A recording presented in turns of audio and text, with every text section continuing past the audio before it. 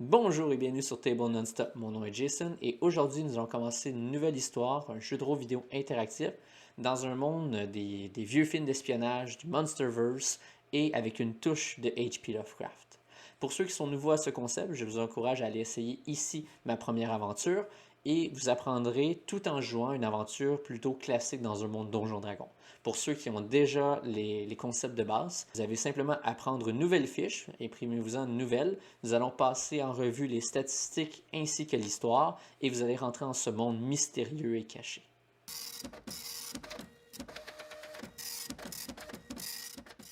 Maintenant que vous avez votre fiche de personnage, vous pouvez commencer par écrire votre nom de joueur. Vous pouvez écrire le nom de la série que vous êtes, c'est-à-dire l'agence DIA. Votre nombre de points de vie ici est de 7. Vous pouvez écrire 7 sur 7 pour avoir votre nombre maximum et courant. Pour ce qui est du nom du personnage et de la description, attendez un peu. Je vais vous donner une mise en contexte générale de l'univers et vous pourrez choisir quelque chose qui va plus avec la narrative que vous voulez jouer et expérimenter. Pour ce qui est des statistiques ici, vous voyez une version un peu plus grosse qui se trouve ici et vous allez pouvoir remplir par la suite avec les modificateurs de base. Une petite description de chaque, cependant, votre force, c'est votre attaque en général. À quel point vous êtes un bagarreur, cette statistique pourrait être importante. La dextérité, c'est votre agilité, votre vitesse. La constitution, c'est votre musculature, votre capacité à encaisser des coups. L'intelligence, elle est utilisée ici pour comprendre des situations en général. Le charisme, c'est votre interaction avec d'autres humains, à quel point vous voulez intimider ou charmer quelqu'un. Et finalement, la sagesse, c'est votre résistance mentale, votre psyché, votre conviction psychologique d'une certaine façon. Maintenant que vous avez tout ça en main, allons à la section pour commencer à parler de l'aventure et du monde. En premier, qu'est-ce que l'agence DIOP? C'est l'Agence départementale d'investigation des opérations paranormales. Je vous encourage évidemment à créer un logo pour cette agence, mais une petite leçon d'histoire avant de commencer dans l'aventure. Remontons dans les années 1960 de ce monde alternatif. Un document a été trouvé appartenant au Führer. Celui-ci parlait d'expériences ésotériques et de puissances cachées pour aller chercher des pouvoirs qui pourraient renverser le sort de la guerre. Ce document semblait très farfelu et après plusieurs examens, un seul document, un seul sous-document à l'intérieur de celui-ci, une expédition, semblait plus intéressante que les autres et à caractère plus, plus réel.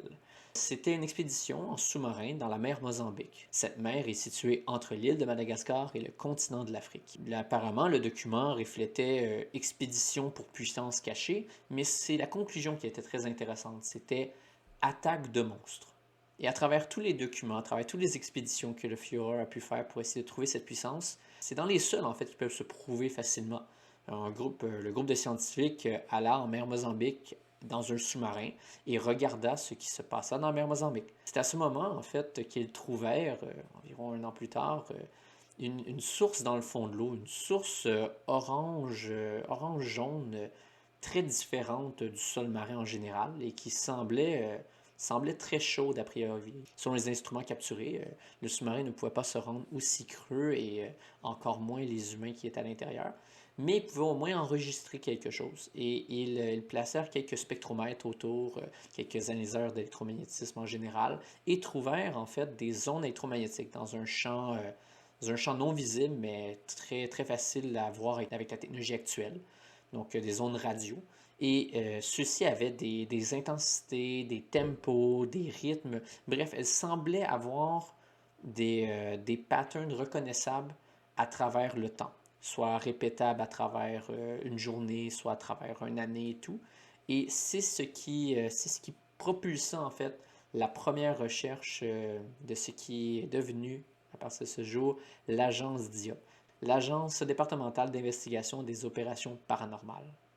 Faisons un saut un peu plus tard dans le futur. Donc, cette source, qu'on appelle la source alpha, démarra tout le programme. Donc, ils engagea plusieurs personnes, ils ouvrirent les valves pour un peu de budget à travers les pays, à travers surtout l'Amérique du Nord et l'Europe, pour trouver des présences, en fait, d'aliens, de petits hommes verts, de monstres, de fantômes. Et nous sommes dans les années 1992 en ce moment, et rien de tout ça est apparu.